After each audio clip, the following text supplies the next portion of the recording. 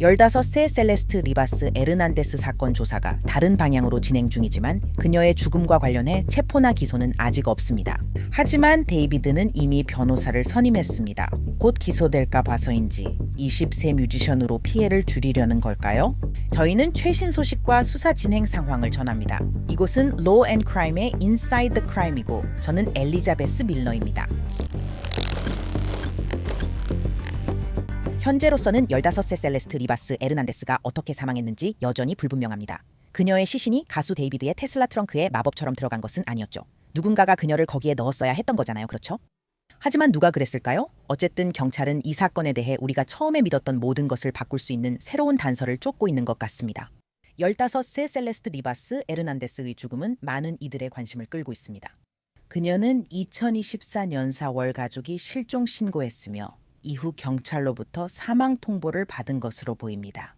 셀레스트의 시신이 9월 초 데이비드의 테슬라 앞 트렁크에서 부패된 채 발견된 사실을 이미 알고 있습니다. 수사관들은 그녀가 이미 한동안 사망했을 가능성이 높다고 보고 있습니다. LA 타임즈에 따르면 테슬라는 셀레스트 시신 발견 11일 전 주차 딱지를 받았습니다. 견인소 직원들이 차를 견인소로 가져왔을 때도 차에서 나는 악취가 너무 심해서 경찰을 불렀습니다. 이 모든 게 끔찍하지만 우리가 모르는 건 그녀가 어떻게 그곳에 있었는지, 언제 사망했는지, 살해당했는지, 사망 원인입니다. 이 모든 질문은 여전히 미궁에 있습니다. 하지만 사건의 미스터리한 정황들로 많은 이들이 왜 아무도 체포되지 않았는지 의문을 품고 있습니다. 데이비드에게 혐의가 적용될까요? 관계자들은 셀레스트 시신이 그의 차량에서 발견됐고 그가 유명 형사 변호사를 고용했다고 밝혔습니다. 현재처럼 추측이 많은 상황에서 변호사 고용은 전략적 선택일 수 있습니다. 우선 셀레스트와 데이비드가 연인 관계였다는 보도가 있었고 셀레스트가 아직 10대였음에도 불구하고 셀레스트의 어머니는 딸의 남자친구 이름이 데이비드였다고 말했습니다. 그리고 두 사람 모두 손가락에 SH 문신이 있다는 점도 있습니다. 데이비드와 셀레스트 모두 같은 문신을 하고 있죠. 또 셀레스트의 시신이 데이비드 명의의 차량에서 발견된 사실도 있습니다. 그는 셀레스트의 고향인 레이크 엘시노어에서 다시 떠오른 사진에서 목격되었습니다. 그리고 공개되지 않은 노래들에서 셀레스트라는 이름이 언급되기도 했습니다. 그는 올해 초 살인범과 피해자 역할을 모두 맡아 시신을 트렁크에 버리는 뮤직비디오를 올렸습니다. 이 모든 상황이 하나의 큰 우연을 만들어낸 걸까요? 아니면 이 이야기에는 더 많은 것이 숨겨져 있는 걸까요? 하지만 그의 변호를 맡은 형사사건 변호사는 누구일까요? 데이비드는 수사 중 블레어 버크를 변호인으로 선임했어요. 블레어 버크는 시로 그린, 브루노 마스, 린제이 로한, 내셔널 풋볼 리그 선수 등 유명인들을 변호한 변호사로 알려져 있습니다. 플레이어, 대담함, 날카로움, 그리고 그 외에도 많은 면모를 가진 사람이에요. 여기서 중요한 건 데이비드가 셀레스트의 죽음과 관련해 공식 용의자나 관심 인물로 지목된 적 없다는 점입니다. 월요일 발표된 성명에서 LA 경찰 대변인은 카운티 검시관이 아직 리바스 에르난데스 씨의 사망 원인과 방식을 결정하지 않았다고 밝혔어요. 따라서 그녀의 시신을 은닉한 것 외에 추가적인 범죄 책임이 있는지는 아직 불분명해요. LAPD의 캡틴 스콧 M. 윌리엄스는 LAPD가 이 사건을 은닉 사건으로 조사 중이라고 피플 매거진에 밝혔습니다. 그는 경찰청 강도살인과가 아직 사건을 조사 중이라고 매체에 밝혔어요. 우리는 테슬라가 견인되기 전까지 몇 주 동안 그 장소에 주차되어 있었다는 것을 알고 있기 때문에 그럴 가능성이 매우 높아요. 윌리엄스 경감은 셀레스트 리바스 에르난데스가 시신 발견 몇 주 전 이미 사망했다고 확인했습니다. LAPD는 셀레스트 시신 발견 약 10일 뒤인 9월 18일 테슬라가 견인된 집을 수색했어요. 경찰관들이 할리우드 힐스 임대주택에서 증거를 수집하는 모습이 목격됐어요. 이 집은 데이비드 매니저가 월 $20,000에 임대한 것으로 알려졌어요. 경찰은 컴퓨터 등 증거를 확보했다고 밝혔어요. 그러나 수색 이틀 뒤 데이비드와 매니저 조시 마샬은 집을 떠났어요. 데이비드의 매니저는 최근 온라인상에서 떠도는 모든 추측에 대해 성명을 발표했어요. 그는 이 사건에 대해 자신이 보고 있는 것들을 소셜미디어에 글로 남겼어요. 인용문입니다. 이 문제는 이번에만 말씀드리겠습니다. 새 아이 아버지로서 이번 일은 가족에게 매우 힘들었습니다. 저는 이메일을 받지 않았고 누구의 룸메이트도 아닙니다. 아내, 아이들과 집에서 전업으로 지냅니다. 제 딸은 14살이며 이 소식은 많은 사람들에게 영향을 줍니다. 저는 이메일을 받은 적도 없고 아무것도 몰랐으며 캘리포니아에 살지 않습니다. 저는 95% 원격 근무를 하며 일은 고객과 상호작용이 많지 않습니다. 슬래시 데이비드는 많은 사람들과 매일 일하지만 저는 아닙니다. 이 소식은 많은 이들과 그녀 가족에게 비극입니다. 적절한 당국이 곧 진상을 밝혀내길 바랍니다. 많은 부분이 추측이고 아직은 의혹이라는 점을 다시 한번 말씀드리고 싶어요. 그동안 저는 가족과 함께 있으면서 이 비극적인 소식을 감정적으로 극복할 수 있도록 도와주고 있습니다. 사실에 근거한 정보만 보도해 주세요. 이 사건을 둘러싼 추측이 수사를 새로운 단계로 이끌었습니다. 데이비드 부모님이 거주하는 텍사스에서 임대주택이 경찰에 급습당한 다음 날, 경찰은 총격 사건 신고로 부모님 집에 출동했습니다. 제가 넓게 나가서 당신을 엄호하겠습니다. 잠깐만 폴, 나를 기다려. 내가 널 엄호할 거야. 먼저 가. 내가 지켜줄게.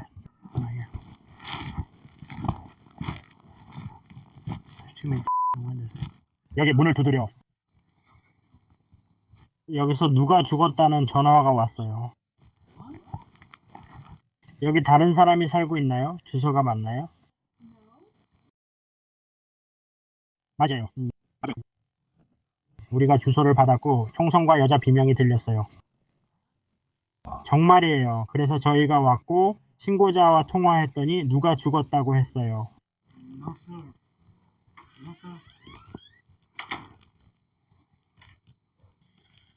문 두드리고 그 사람과 얘기해야 해요. 시간 없어요. 부인, 무슨 일이 일어났는지 알아내야 우리가 떠날 수 있어요. 알겠죠? 얘들아, 우리가 연락했지만 아무 일도 없었다고 했어. 그녀가 문을 닫고 이제 911에 전화 중이야.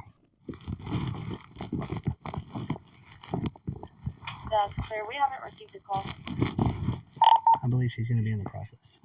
확인하고 싶으면 그에게 전화해 보세요. 좋아요. 지금 그녀가 당신에게 전화하고 있어요. 지금.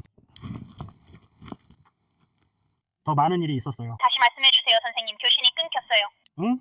그건 정상 반응이 아니야. 네가 잘못된 주소에 있었으면 그 사람들은 다른 사람을 걱정했을 거야. 어쩌면 데이비드가 도우려는 걸 수도 있어. 미안해, 친구야. 누가 날 불렀어? 어떤 사람이었어? 그 사람들이 자기 자신을 신고한 거야. 알겠어? 그러니까 야, 누가 죽어 있어? 누군가 죽었어. 내가 온 이유야. 조심해야 했어. 알겠지? 우린 너희를 겁주려고 하는 거야. 이 집은 도로에서 한참 떨어져 있어. So you just opened the gate and came in? Yes, ma'am. I'll put it back. I have a gate just like it. 내 친구가 여기 있을 것 같아. 그래. 이런 상황에서는 누군가 죽었다고 하면 그 사람의 삶이 더 중요하게 느껴져. 내 대문을 망가뜨린 게 아니야. 그냥 열었을 뿐이야. 응? 그 사람들 폰에는 없어. 그게 아니야. 여긴 텍사스가 아니야. 그래, 이건 다른 주번호야. 누군가 우리랑 장난치고 있어. 누군가 없어졌어. 누가 됐든. 여기서 소변을 보면 그들이 어디서 전화를 하든 신호가 와서 관제실로 보내줘. 너는 뭐야? 그러니까 네가 온라인으로 어디서든 전화를 걸면 신호가 전송돼. 그런 식으로 그 사람의 주소를 알 수 있는 거야. 그리고 이 주소가 이 번호로 떴어? 네, 맞아요. 그가 가려고 했던 곳이 바로 거기였어요. 그럼 제 집에 누가 있는 건가요? 그럴 수도 있어요. 집 주변 확인해 드릴게요.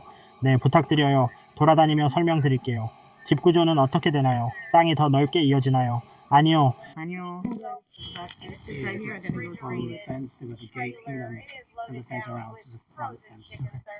저랑 그 사람이 돌아다니면서 확인해보고 그 다음에 떠날게요. 네, 알겠어요. 허위 경보였어요. 저는 이런 상황을 좋아하진 않지만 정말 비상 상황이라면 감사합니다. 죄송해요. 비상 상황이 맞아요. 저희가 여기 있을 거예요. 알겠죠? 저희가 도착할 거예요. 알겠죠? 고마워요, 케네스. 방금 보신 것처럼 완전한 장난이었어요. 데이비드 가족 외에는 그 부지에 아무도 없었고 이 사건은 스와팅 장난으로 접수됐어요. 이 녹화 시점까지 데이비드는 기소되지 않았지만 이번 수사로 경력에 큰 변화가 있었어요. 그는 브랜드 계약을 잃고 투어와 앨범 발매도 중단됐지만 여전히 그의 음악에 관심을 갖는 이들이 있습니다. 2022년 발매된 로맨틱 호미사이드가 스포티파이 차트에 재진입했고 그의 유튜브 영상도 다시 주목받았어요. 조사가 시작된 지 약 한 달이 지났지만 형사들은 여전히 셀레스트에게 무슨 일이 있었는지 진실을 밝히기 위해 노력하고 있어요. 지난주에 그녀의 유해가 가족에게 인도됐다고 로스앤젤레스 폴리스 디파트먼트 국장 짐 맥도날드가 밝혔습니다. 수사는 계속 진행 중입니다. 우리는 이 사건을 해결하기 위해 많은 자원을 투입하고 있어요. 그리고 이번 사건의 경우 매번 점점 더 많은 새로운 소식들이 전해지고 있는 것 같아요. 지금 변호사 멜바 피어슨과 함께하고 있습니다. 멜바, 항상 뵙게 되어 반가워요. 오늘 함께해 주셔서 정말 감사합니다. 있잖아요. 데이비드가 형사 변호사를 고용한 것에 대해 어떻게 생각하세요? 이게 혹시 피해 통제를 위한 것일 수도 있다고 생각하세요? 아니면 형사 고발이 진행될 가능성이 있어서 그런 걸까요? 엘리자베스 늘 함께해서 좋아요. 그리고 제 생각에는 이게 더 예방적인 조치인 것 같아요. 왜냐하면 첫 번째로 제 이해로는 그가 법집행기관과 협조하고 있다는 걸 확실히 하고 싶기 때문이에요. 하지만 협조하고 있다고 해도 자신의 권리와 묵비권을 지키고 있는지도 확실히 해야 해요. 어떤 진술로 스스로 죄에 연루될 수 있어요. 그래서 변호사가 함께하며 어떤 질문에 답해야 하고 어느 정도까지 말해야 하는지 조언해 주는 게 정말 중요해요. 그건 정말 좋은 생각이에요. 그리고 그런 상황에 처하게 된다면 정말 그런 일이 없길 바라지만 만약 조사를 받는 상황이고 본인이 대상이 될 수도 있다면 반드시 변호사를 선임해서 자신의 권리를 지키는 것이 좋다고 조언 드리고 싶어요. 그리고 두 번째로 변호사는 거의 홍보 담당자처럼 언론의 성명을 발표하는 역할도 해요. 공개적으로 말해서는 안 될 것과 해도 되는 것의 한계를 알고 있기 때문에 공공장소에서 불필요한 말을 하지 않도록 도와주죠. 그런 말이 나중에 재판에서 사용될 수도 있기 때문이에요. 만약 그런 일이 일어난다면요. 공개적으로 한 말이 나중에 자신에게 불리하게 돌아오는 상황은 피하고 싶으실 거예요. 그래서 다시 말씀드리지만 변호사는 어떤 면에서는 홍보 담당자의 역할도 하면서 동시에 당신의 법적 권리를 보호하는 역할도 하게 돼요. 그리고 혹시 형사 변호사를 고용하는 것이 그 형사 변호사라는 단어 자체가 뭔가 죄를 인정하는 것처럼 보일 수 있다고 생각하는 사람들에게는 뭐라고 말씀하시겠어요? 전혀 그렇지 않아요. 왜냐하면 결국 많은 사람들이 조사를 받지만 모두가 기소되는 것은 아니거든요. 그러니까 조사를 받는다고 해서 자동적으로 잘못한 일이 있다는 뜻은 전혀 아니에요. 이 나라에서 유죄가 입증되기 전까지 무죄이며 증명 책임은 캘리포니아 주든 뉴욕 주든 국가에 있습니다. 어떤 경우든 그들이 주장하는 무언가를 당신이 했다는 것을 입증하는 책임이 그들에게 있어요. 그래서 형사 변호사가 필요하죠. 그건 나쁜 일이 아닐 뿐만 아니라 저는 정말 강력히 추천드리고 싶어요. 하늘이시여, 만약 그런 상황이 오면 저도 바로 연락할 사람 리스트가 있어요. 저 역시 변호사라 그 중요성을 잘 알거든요. 우선 여러모로 자신을 직접 변호하는 건 어리석은 일이고 두 번째로는 본인 스스로가 그 문제에 너무 가까이 있기 때문이에요. 그래서 본의 아니게 불필요하게 자신을 더 곤란하게 만들 수 있는 말이나 행동을 하게 될 수도 있어요. 그래서 이건 일종의 좋은 경험치기예요. 만약 조사를 받게 된다면 최대한 빨리 변호사를 선임하는 것이 좋은 방법이에요. 그래서 제가 봤던 모든 로앤오더 에피소드에서 대부분의 용의자들이 질문을 받기도 전에 변호사 불러주세요 라고 말하는 거예요. 그리고 아시다시피 특히 이 사건에 대해서 온라인상에서 많은 추측이 오가고 있어요. 하지만 수사관들은 이 사건이 살인이나 타살 사건이 아니라 은폐 사건일 가능성이 있다고 생각하기 시작했어요. 선생님의 생각은 어떠신가요? 그리고 은폐 사건은 얼마나 심각한 건가요? 살인만큼 눈에 띄지는 않지만 그 혐의가 얼마나 중대한지에 대해서도 궁금해요. 실제로 얼마나 심각한 건가요? 네, 그래서 제 처음 직감은 약간 그런 거였어요. 제가 데이비드를 개인적으로 알거나 그가 예술가라는 걸 아는 건 아니지만 이런 상황 중 하나인 것 같아요. 당신이라면 어떨 것 같아요? 만약 살인을 저질렀다면 정말로 증거인 시신을 그렇게 가까이에 두고 있을까요? 그건 좀 논리에 맞지 않잖아요. 그래서 그건 진짜로 일어났을 법한 일의 흐름이나 진실된 설명처럼 느껴지지 않았어요. 그래서 제 직감은 항상 아마도 그들이 누군가를 불러서 파티를 하다가 그녀가 약물 과다 복용을 했고 그런 식으로 일이 진행됐을 거라는 거였어요. 아마 그 남자나 다른 누군가가 그녀를 옮겼고 그때부터 일이 걷잡을 수 없이 커진 것 같아요. 하지만 그건 살인은 아니었고 즐거운 밤이 끔찍하게 잘못된 일이었어요. 지금은요. 그걸 그렇게 처리하는 게 적절했냐고요? 절대 아니에요. 그래서 시신 은닉이나 훼손 같은 혐의가 있는 거잖아요. 그리고 관할 구역에 따라서는 경범죄일 수도 있고 낮은 수준의 중범죄가 될 수도 있어요. 그러니까 이건 분명히 살인이나 살인 미수 같은 범죄와는 전혀 다른 범주에 속하고 제가 알기로 캘리포니아주에서는 시신 은닉이 경범죄로 분류돼요. 그래서 만약 그가 이 불쌍한 아이를 자동차 트렁크에 넣은 사람이었다면 그가 다시 마주하게 될 혐의가 바로 그거예요.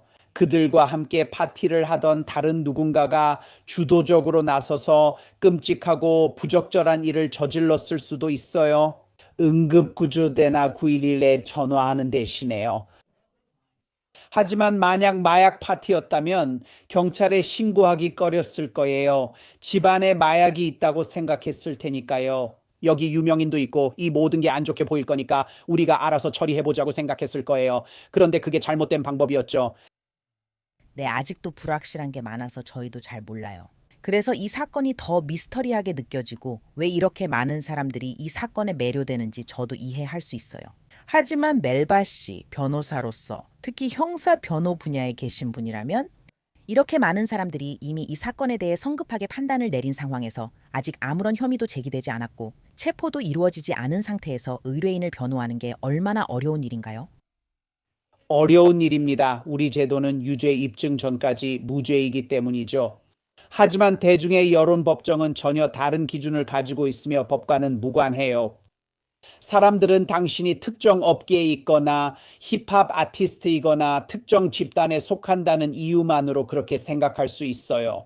자동적으로 당신의 이름이 끔찍한 일과 함께 언급되었다는 이유만으로요. 당신이 분명히 그 일을 했을 거라고 생각하죠. 그건 안타까운 일이지만 그게 현실이에요. 그래서 변호사를 고용해서 그들이 여기 있는지 확인하는 또 다른 이유이기도 해요. 홍보팀과 협력해서요.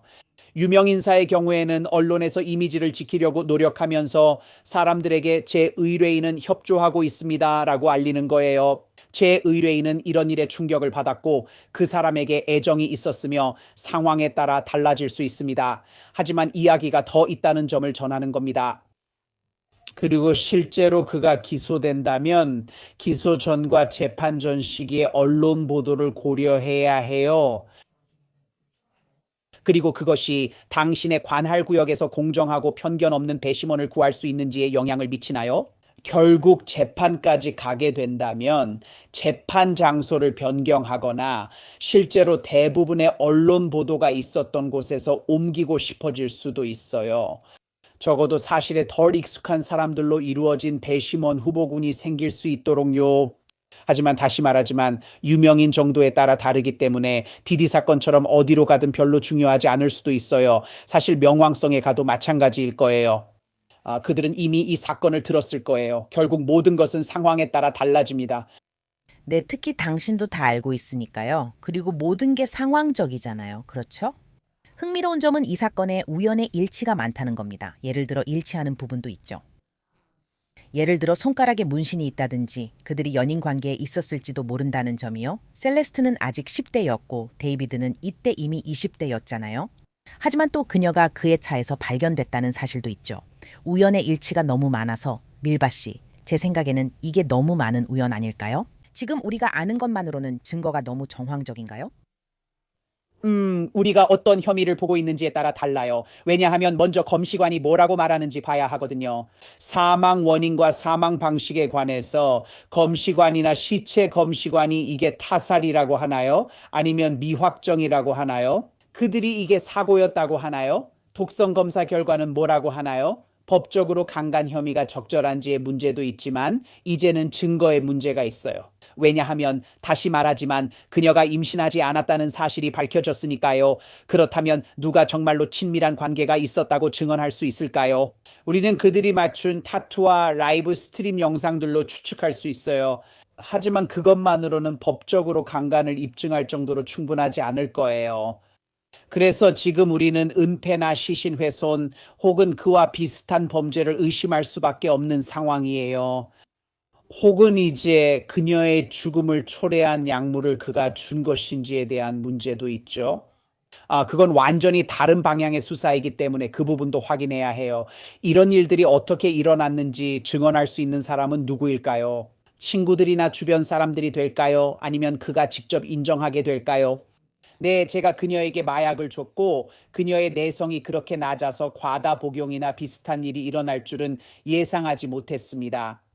이 시점에 답할 질문이 정말 많아요. 정말 답할 질문이 많아요. 이 부분에 대한 당신의 의견도 듣고 싶어요. 멜바 데이비드가 팬들과 새로 알게 된 이들에게 받는 반응을 말씀드릴게요. 그는 아직 체포나 기소되지 않았습니다. 이 점을 여기서 자주 강조해야 한다는 건 분명해요. 하지만 데이비드는 아직 용의자나 관심 인물로 지목되지 않았음에도 불구하고 이번 일로 인해 그의 경력이 완전히 뒤바뀌고 있는 상황이에요. 그의 부모님 집에는 스와팅이 있었고 여러 브랜드들이 그와의 협업을 중단하기 시작했어요. 그의 앨범 발매도 잠정 중단됐죠. 이런 여러 가지 일들이 그에게 영향을 주고 있어요. 그리고 수사는 언제나 셀레스트 리바스 에르난데스와 그녀에게 무슨 일이 있었는지에 초점을 맞춰야 하지만 데이비드가 받고 있는 반응에 대해 놀라셨나요? 아직 그가 용의자인지 참고인인지도 모르는데 사람들은 이미 그를 살인과 연관짓고 있습니다. 하지만 이는 증명되지 않았어요. 안타깝게도 저는 그의 반응에 전혀 놀라지 않았어요. 많은 경우에 우리 사회는 너무 성급하게 판단을 내리고 누군가에 대해 최악을 믿는 것이 아주 쉬워요. 그래서 아시다시피 안타깝게도 사람들은 그가 유죄라고 바로 단정짓고 있어요. 그리고 물론 사실들을 보면 이 불쌍하고 아름다운 젊은 여성이 가족과 떨어져 있었고 실종되었다가 이제 이렇게 끔찍한 방식으로 발견된 사실까지 생각하면요. 정말 이해가 안 되고 그의 차에서 발견됐다는 사실 때문에 사람들이 그가 그녀를 거기에 두었다고 결론 짓는 거예요. 또다시요. 사실이 아닐 수도 있지만 우리 사회는 너무 성급히 판단하는 경향이 있어요. 그리고 이 사건 이전에 누렸던 그의 명성을 그가 다시 회복할 수 있을지 잘 모르겠어요. 그에게는 다른 길이 열릴 수 있고 몇 년 안에 경력이 다시 살아날 수도 있어요. 그냥 이 사건이 그에게 긍정적으로 해결된다는 가정해 그래야만 할 거예요. 아마도 몇 년이 지나면 기억이 조금 희미해지고 그러면 그는 어떤 방식으로든 다시 경력을 이어갈 수 있을 거예요. 하지만 이 부정적 보도로 그의 경력이 지금 끝나도 저는 놀랍지 않을 거예요. 그리고 여러분도 아시다시피 많은 사람들이 이 사건과 그가 연관되어 있다는 사실에 대해 매우 불안해하고 심란해하고 있어요. 이 사건에 관심이 많아 앞으로 전개를 지켜봐야 할 것 같아요. 지금 많은 사람들이 셀레스트에게 무슨 일이 있었는지 알고 싶어 한다고 생각해요. 만약 누군가 책임이 있다면 그 사람이 누구인지 그리고 그 사람이 정의의 심판을 받게 될지 궁금하죠. 그리고 이 사건이 계속 진행되는 동안 저희도 계속해서 지켜볼 예정이에요. 멜바 피어슨 씨, 이 사건에 대한 시간과 통찰을 나눠주셔서 정말 감사드립니다. 진심으로 감사드려요. 항상 감사해요, 엘리자베스. 그리고 다시 한번 이번에도요. 데이비드 앤서니 버크는 셀레스트 리바스 에르난데스의 죽음과 관련해 공개적으로 용의자로 지목되거나 형사 고발된 적이 없습니다. 이 사건에 추가 소식이 있을 때까지 계속 지켜보겠습니다. 오늘 에피소드는 여기까지이며 더 많은 내용은 Law and Crime 유튜브 채널에서 확인해 주세요. 저는 엘리자베스 밀러였고 인사이드 더 크라임이었습니다.